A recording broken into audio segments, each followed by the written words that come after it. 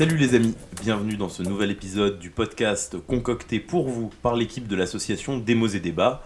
Retrouvez nos actions, nos événements et nos vidéos sur notre site internet demosetdebats.fr, sur notre compte YouTube, sur notre page Facebook et sur notre compte Instagram, tous au nom de Démos et Débats.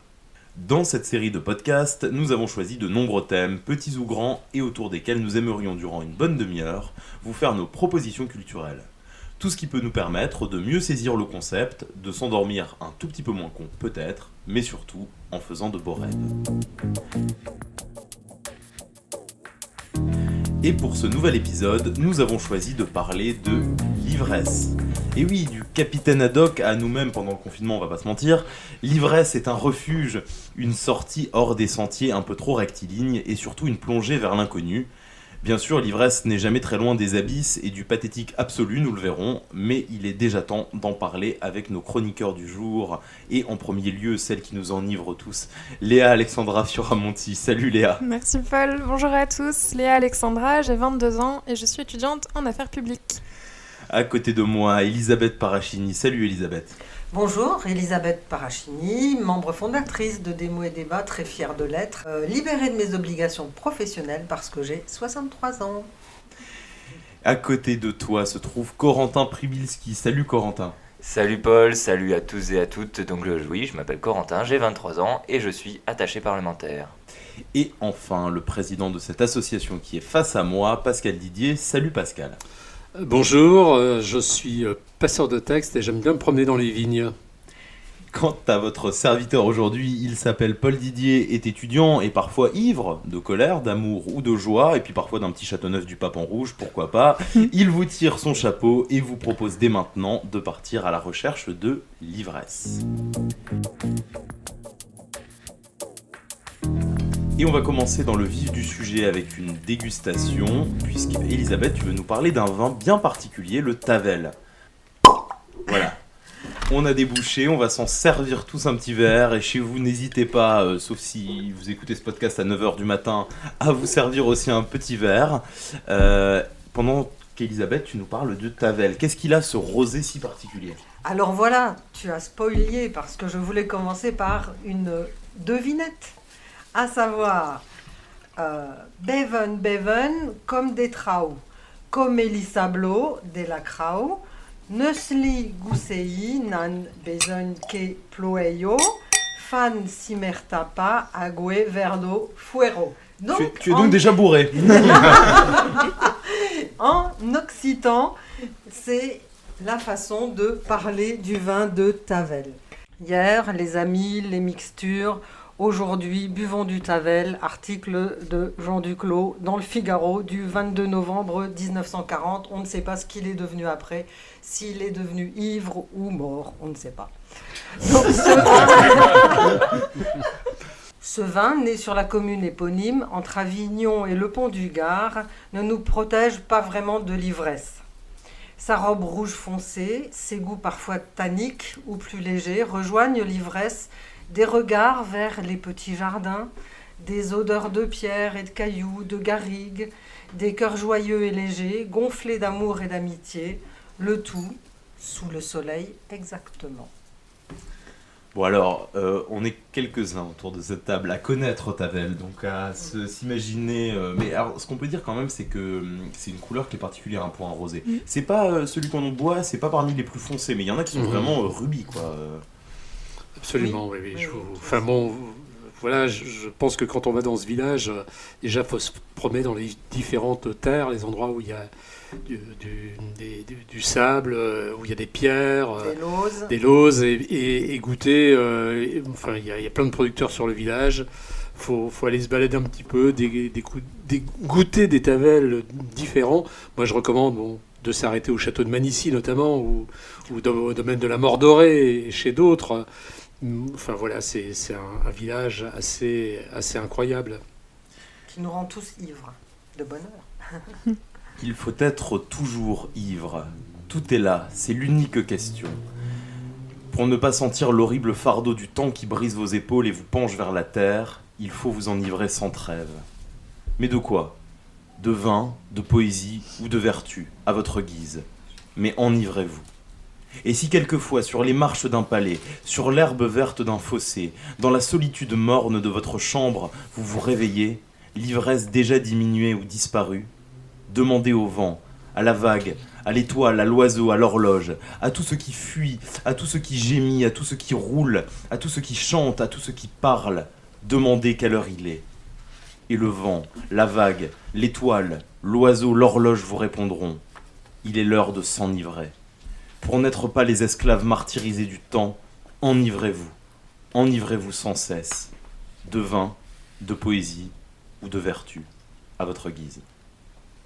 C'est par ces quelques mots des poèmes en prose dans le spleen de Paris de Charles Baudelaire que je voulais commencer cette émission et passer tout de suite la parole à une autre poésie de l'autre côté de l'Atlantique, celle de Richard Brotigan, que tu vas nous présenter, Pascal. Alors, Richard Brotigan, on n'est pas très loin de Baudelaire, parce que dans plusieurs poèmes de Richard Brotigan, Baudelaire apparaît, il assiste à un match de baseball, il mange des hot dogs, il a un stand de hamburger à San Francisco, et il se retrouve sous un Porsche avec un poivreau des bas-fonds de San Francisco, et le type lui demande qui il est, ce qu'il faut faire, et Baudelaire lui dit « Il faut toujours être ivre, enivrez-vous sans cesse ». Voilà, pour démarrer ce petit moment avec Richard Brotigan. Richard Brotigan, il est né en 1935. C'est le 14 septembre 84 qu'il est vu pour la dernière fois. Quelques jours plus tard, il est retrouvé mort chez lui à Bolinas, en Californie, avec une balle de calibre 44 Smith & Wesson dans la tête. Il n'avait pas encore 50 ans. Son ami Jim Harrison disait qu'il avait du mal à se remettre de la mort de Richard. Son éditeur historique, Christian Bourgois, son éditeur historique en France, aimait dire qu'il avait publié Brotigan avec enthousiasme et dévotion et que chaque nouveau livre était un enchantement. C'est un romancier, c'est un poète. En 2016, les éditions du Castor Astral, qui, pareil, avaient plusieurs titres de Brotigan, essentiellement sa poésie, ont publié un énorme pavé que je vous recommande, qui s'appelle « C'est tout ce que j'ai à déclarer », qui est toute l'œuvre poétique de Richard Brotigan. C'est vraiment un pavé, mais en même temps, les poèmes sont à la fois en anglais, en américain et en français.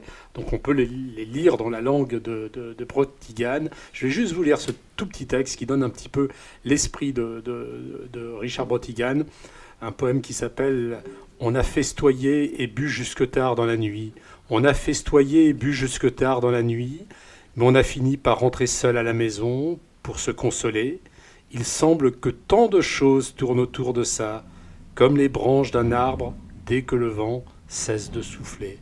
Voilà, il y a beaucoup de petites choses. On a parfois dit que sa poésie, c'était des haïkus, et je parlais dans un autre podcast consacré au Japon de Brotigan. Il a beaucoup écrit à Tokyo. Voilà, il y a énormément de textes. Le Montana, Tokyo, La pêche à la truite, c'est un de ses romans importants.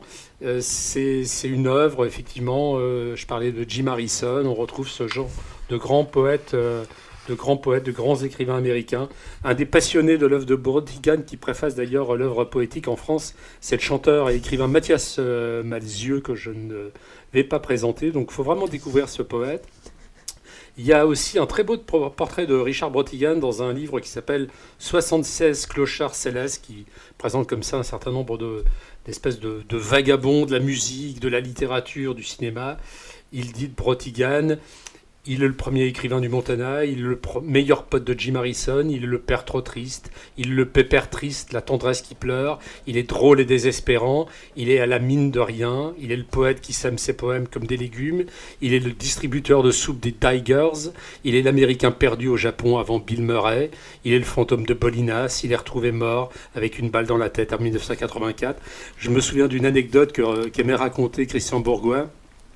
Un soir, dans un restaurant où on dînait avec lui, il parlait, on lui avait demandé ses souvenirs autour de Brotigan. Et il dit, Brotigan, la seule fois qu'il est venu en France, je l'avais fait venir pour la publication d'un de ses romans. Il est arrivé, il est descendu de l'avion, il était déjà sous. On l'a amené à l'hôtel et il avait logiquement des rendez-vous avec des journalistes, il n'est jamais sorti de l'hôtel. Son éditeur venait toquer à la porte, il ne voulait pas. C'est quelqu'un qui a vécu toute sa vie entre ivresse, enfin plus que l'ivresse à ce moment-là, désespoir, dépression. Et il a quitté sa chambre d'hôtel pour remonter dans un avion qu'il ramenait dans le Montana. Voilà, c'est vraiment un auteur essentiel, important. Les romans, la poésie, tout est à découvrir.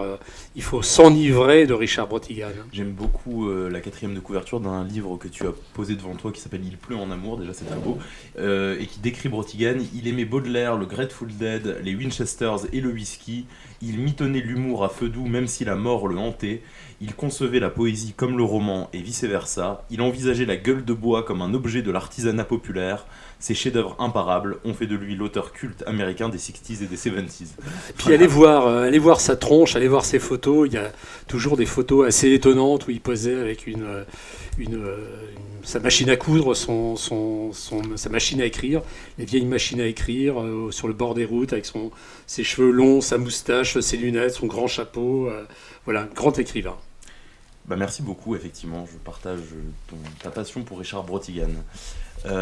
Et je vais me tourner vers Léa Alexandra on va passer d'une cuite à une autre avec un film très récent qui s'appelle Drunk. Oui, effectivement, sur le peu de films que j'ai vus au cinéma cette année, malheureusement, celui-ci reste mon préféré, Drunk de Thomas Vinterberg, qui est un réalisateur danois et qui a obtenu pour ce film l'Oscar du meilleur film étranger. Alors, de quoi ça parle ? Ce sont 4 professeurs amis qui sont coincés dans une vie qui est trop routinière et qui décident de vérifier la théorie du psychiatre norvégien, excusez mon accent, Finn Skårderud. Cette théorie, elle est bien réelle. Elle considère que l'homme, à sa naissance, est né avec un déficit d'alcool dans le sang. Le seuil recommandé atteint, l'homme serait alors en possession de la totalité de ses capacités intellectuelles et seulement alors capable de connaître le bonheur. L'expérience débute et progressivement, les compères se libèrent de toute contrainte, retrouvent la joie et la légèreté dans leur travail et leur vie de famille. Mais petit à petit, l'accoutumance s'installe et le bonheur à peine effleuré s'en va déjà, remplacé par les conséquences de leur comportement alcoolisé, toujours plus dangereux. Donc ce film, il est vraiment porté par l'acteur principal Mads Mikkelsen, mais les 3 autres acteurs à ses côtés livrent aussi une prestation qui est juste irréprochable. C'est un film qui est bluffant, qui montre l'importance de célébrer la vie et qui est surtout porté par une bande originale qui est entêtante. Je suis sortie de la salle en chantant pendant 1 semaine, je pense que j'ai cassé les oreilles des gens autour de moi. Mais voilà, c'est vraiment un film que je recommande à tous et qui donne aussi envie d'ouvrir une bouteille à la sortie. Je crois, Corentin, que tu l'as vu aussi, ce film. Oui, j'ai eu aussi la chance de le voir et je voulais réagir. Déjà, je rejoins parfaitement ce que dit Léa, c'est tout à fait correct. Et je voulais aussi souligner la performance de Mads Mikkelsen, si je dis pas de bêtises, parce que on le voit plus souvent en tant que méchant dans les films hollywoodiens. Vraiment, c'est tout le temps le méchant dans James Bond, etc. Alors que là, c'est un prof qui se fait chier. Et c'est vraiment un rôle très différent et il est excellent dans ce rôle-là. Très émouvant. Très émouvant. Et c'est un film qui va chercher profondément dans cette double relation qu'on peut avoir à l'alcool entre fête, exutoire et plaisir, voilà, et tout d'un coup dépression, abus. Et c'est vraiment un film aussi que j'ai adoré et dont comme tu le soulignes, la bande originale est vraiment excellente. Incroyable. Bon merci à vous deux, ça donne envie de le voir. Drunk, donc de Thomas Vinterberg, c'est ça ? Exactement. On va rester dans le cinéma avec toi, Corentin, pour un film qui s'appelle Dernier pub avant la fin du monde. Alors c'est le dernier pub avant la fin du monde, mais en effet c'est un film américano-britannico-japonais sorti en 2013 et réalisé par Edgar Wright. C'est le dernier opus de la trilogie Cornetto, qui comprend également Shaun of the Dead en 2004 et Hot Fuzz en 2007, du même réalisateur et avec les mêmes acteurs dans des rôles différents. On retrouve donc Simon Pegg en Gary King, homme d'une 40aine d'années, resté bloqué dans le passé de ses glorieuses années lycée, au point qu'il vive toujours chez sa mère. Notre anti-héros principal est tenté par le souvenir de la dernière nuit de sa vie lycéenne, où ses amis et lui n'ont pas réussi à compléter ce qu'il convient d'appeler le barathon local, c'est-à-dire la tournée des 12 bars de la ville en une soirée, en terminant par le bar nommé La Fin du Monde. Il va donc recontacter un à un les 10 amis pour les sortir de leur train-train quotidien et leur faire réussir ce qu'ils n'ont pas accompli il y a de ça bien des années. Le dernier pub avant la fin du monde, dont le titre pourrait trouver un écho avec notre situation actuelle, c'est une comédie résolument anglaise dans son humour qui vient interroger, au milieu de bonnes tranches de rigolade, notre rapport à la nostalgie, à ce qu'on attend vraiment de notre vie, aux occasions manquées et à l'alcool. C'est en effet ivre que nos anti-héros vont arpenter leur ville natale en déjouant du mieux qu'ils peuvent, donc forcément pas très bien, de multiples embûches, principalement à base de clones, de liquide bleu, d'extraterrestres et de fin du monde, l'apocalypse, la vraie, pas le bar. Je ne vous en dis pas plus et je vous encourage à découvrir, de préférence avec des bons copains et peut-être une bière, le dernier pub avant la fin du monde et pourquoi pas le reste de la trilogie Cornetto. Ça m'a l'air bien barré. Tout à fait. Mais merci du coup pour cette suggestion, le dernier pub avant la fin du monde.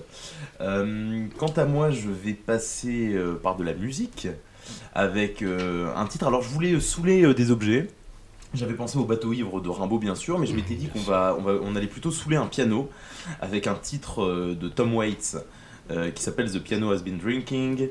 Donc alors Tom Waits, c'est un grand chanteur américain qui a plus de 70 ans maintenant, qui a d'abord une voix rocailleuse, abrasive, profonde, parce que l'ivresse c'est aussi une ambiance, hein, il y a toujours quelque chose d'un peu jazzy, un peu déstructuré comme ça dans ses morceaux, c'est quand même assez particulier. Je vous invite à aller écouter Tom Waits, d'autant plus qu'il y a plein de périodes très différentes de lui.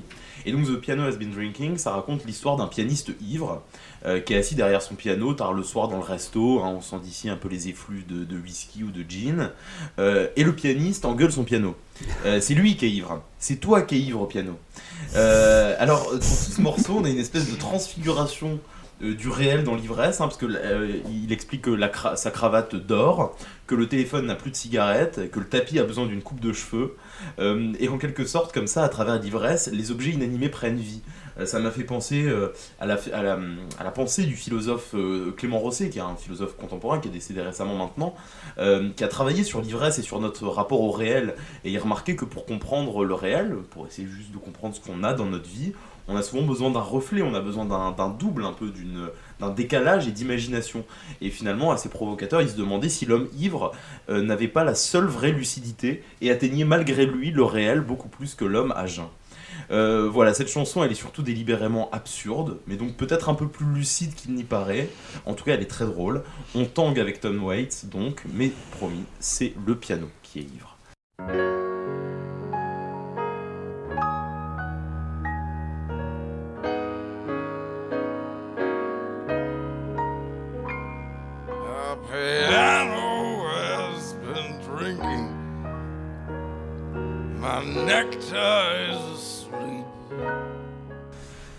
Et on va continuer en poésie avec toi Pascal, qui veut nous parler de la poésie d'Omar Khayyam. Alors on n'est pas si loin de Tom Waits, il est un peu plus âgé, on ne sait pas très bien d'ailleurs s'il est mort à 75 ans ou 85 ans. C'est effectivement Omar Khayyam, et d'ailleurs les vers auraient pu être mis dans la bouche de Tom Waits. Je suis ivre, rien qu'en voyant les verres de vin. Je suis poète en feu, rien qu'en regardant les jolis. Je fais de l'ivresse en regardant les verres de vin. Je fais des vers 4 par 4 en regardant les jolis. Cher Seigneur, ta grande pitié, à mon cœur pris de chagrin, montre-la sur ma poitrine qui porte une douleur si vaste. Étends-la, pardonne à mes pas chancelants qu'ils s'arrêtent à la maison du vin. Aie pitié de mes mains tremblantes, ne leur ôte pas le verre de vin. On n'est pas aujourd'hui, on est il y a longtemps, on est au XIIe siècle. Ah oui. Il est mort en 1123, Omar Khayyam, c'est d'une grande modernité. C'est une traduction que je viens de lire, là, elle date du début du XXe, enfin milieu du XXe siècle. Elle est signée par un grand poète anarchiste, très pote avec Georges Brassens, Armand Robin. Omar Khayyam, pour rappeler un peu deux titres de ses livres, par exemple, il y a un livre qu'il a écrit qui s'appelle « Méthode pour l'extraction des racines carrées et cubiques », et puis un autre, par exemple, qui s'appelle « Traité de quelques difficultés des définitions d'Euclide ». C'était avant tout un grand savant, un algébriste, un astronome également, épicurien, poète, écrivain. Il a laissé son œuvre poétique qu'on trouve dans plusieurs traductions aujourd'hui, elle est connue sous 2 noms, sous le nom de Rubaiyat, qui signifie quatrain. Donc il est né dans ce qu'on appelait à l'époque la Perse, l'Iran d'aujourd'hui. On peut découvrir aussi son œuvre à travers un chanteur syrien qui, pareil, a 75 ans, je crois, aujourd'hui, qui s'appelle Abed Azrié, né à Alep, qui vit en France. D'ailleurs, il a demandé, il est français depuis 1982, Abed Azrié. Il a mis en musique et chanté les poèmes d'Omar Khayyam. Donc on retrouve cette poésie-là. Sa poésie est éditée par la Poésie Gallimard. Et dans un livre sorti il y a quelques années, ça, c'est génial. Le livre de Malek Chebel. Malek Chebel est mort il y a maintenant quelques années, en 2006, je crois. 2016, pardon. Malek Chebel, c'est un des grands penseurs de l'islam, penseur d'un islam des Lumières, et il tenait tant à ce terme. Il y a d'ailleurs aujourd'hui une fondation Malek Chebel qui existe, dont tout son travail est perpétué par son fils. Il avait écrit une très très belle anthologie du vin et de l'ivresse en islam. Il y a tout un article assez important, c'est un très beau livre en plus, sur l'œuvre d'Omar Khayyam, mais également de tous les autres poètes qui ont pu parler de l'ivresse, à la fois, et vous l'avez entendu dans les textes d'Omar Khayyam, il y a 2 ivresses, enfin il y a 3 ivresses même, l'écriture, les mots, le plaisir des mots, les femmes, qu'il appelait les tulipes, les filles dont il avait besoin, et le vin donc qu'il se réjouissait de boire. Voilà, donc là vraiment, il a su conjuguer l'ivresse avec plusieurs envies. Merci, et je la conseille particulièrement, cette anthologie de Malek Chebel sur le vin et l'ivresse en islam, c'est aux éditions du Seuil. On va continuer avec toi, Léa Alexandra, qui veut nous parler d'une série que certains connaissent autour de cette table, qui s'appelle BoJack Horseman. Alors, BoJack Horseman, c'est une série Netflix qui est disponible en intégralité sur le site. C'est une série animée qui se déroule à Los Angeles, où les animaux sont dotés de paroles et cohabitent avec les hommes. Alors là, on se dit « oula », mais attendez. On suit la vie de BoJack, qui est un cheval star d'une sitcom dans les années 90. Depuis, il a vieilli et il est devenu alcoolique. Il vit sa célébrité jusqu'à l'excès dans sa grande villa, enchaînant les conquêtes et l'abus de substances illicites en tout genre. Alors qu'il se voit affublé d'une écrivaine censée écrire à sa place son autobiographie, il est amené à revenir sur sa carrière et les rencontres qui l'ont bouleversé. Et c'est là le début de l'introspection. Ce qui est super dans cette série, c'est que tous les personnages secondaires sont extrêmement bien développés dans leur particularisme et leur psychologie respective. On parle dépression, immaturité, alcoolisme, abandon, revers de la célébrité, naïveté, manque de confiance en soi et même narcissisme. C'est un beau programme. Mais bon, il ne faut pas se fier à l'apparence absurde de la série. En réalité, pour moi, c'est un bijou d'humour noir et de cynisme, mais surtout de mélancolie. Je pense que ça peut parler à tous ceux qui sont dotés d'une grande sensibilité et qui adorent décortiquer comme moi le psyché des gens qui les entourent. Voilà, courez, allez la visionner. Merci beaucoup. Merci, donc c'est sur Netflix. Et il y a combien de saisons? 5 saisons. 5 saisons, c'est ça. BoJack Horseman. Merci beaucoup. On va finir par un film que je voulais vous proposer, un vieux film. On est en 1962. Ça s'appelle Un singe en hiver. Le film est d'Henri Verneuil, les dialogues de Michel Audiard, et c'est un duo d'acteurs entre un Jean-Paul Belmondo tout jeune et un Jean Gabin tout vieux. Ce film se passe pas loin de la fin de la guerre, la Seconde Guerre mondiale, et le personnage de Gabin tient avec sa femme un hôtel dans une petite ville de la côte normande. Et souvent Gabin picole, il va dans un petit chalet avec un de ses potes, et il retourne dans la nostalgie de sa jeunesse militaire vécue sur le Yangtze-Kiang, ici du Apollinaire, il part dans des grandes envolées lyriques, bon, vous imaginez l'écriture d'Audiard. Mais lors d'un bombardement en juin 1944, Gabin promet à Suzanne, sa femme, de ne plus boire si l'hôtel échappe à la destruction. L'hôtel échappe à la destruction, promesse tenue. Mais voilà, 15 ans plus tard, un soir, il y a un type qui débarque, qui s'appelle Gabriel Fouquet, c'est Bébel. Il est jeune, remuant, publicitaire, et Fouquet lui boit pour effacer l'échec de sa vie sentimentale avec Claire, qui est assez mystérieuse, qui vit à Madrid. Et l'alcool lui permet, Belmondo, de voyager en Espagne grâce à l'alcool, de rêver de tauromachie. Il vient voir sa fille Marie, qui est dans un pensionnat de la région, en Normandie, et les deux hommes Belmondo et donc le client de l'hôtel tenu par Gabin, qui n'ont pas, et là je cite le personnage de Gabin, le vin petit ni la cuite mesquine, vont connaître 2 jours d'évasion grâce à l'ivresse, l'un en Espagne et l'autre en Chine, au bord du Yangtze-Kiang. Ce sera l'occasion d'un duo a cappella sur la fameuse chanson Nuit de Chine qui parcourt le film, avec une apothéose de cette soolographie dantesque autour d'un feu d'artifice sur la plage. Il y a 2 scènes, 2 petits extraits que je vous recommande notamment, vous arrivez à les trouver si vous tapez quelques références. La première, c'est au marché, le personnage joué par Gabin rencontre le patron du café du coin. Et donc la veille, le personnage de Belmondo a foutu un bordel pas possible en dansant, en chantant sous l'effet de l'alcool, et donc le patron du café se plaint. Ton espagnol, 12 verres cassés, ça te dit rien ? Et puis il le traite d'ivrogne, et dit même que même le père Bardas qui boit 14 pastis par jour n'en revenait pas. Alors Gabin se rebiffe, parce que tu mélanges tout ça, toi. Mon espagnol, comme tu dis, et le père Bardas, les grands-ducs et les bois sans soif. Les grands-ducs ? Lui dit l'autre. Oui, monsieur, répond Gabin. Les princes de la cuite, les seigneurs, ceux avec qui tu buvais le coup dans le temps et qu'on toujours fait verre à part. Dis-toi bien que tes clients et toi, ils vous laissent à vos putasseries, les seigneurs. Ils sont à 100 000 verres de vous. Eux, ils tutoient les anges. Alors le barman lui répond « Excuse-nous, mais nous autres, on est encore capable de tenir le litre sans se prendre pour Dieu le Père. » Et Gabin lui répond « Mais c'est bien ce que je vous reproche. Vous avez le vin petit et la cuite mesquine. Dans le fond, vous méritez pas de boire.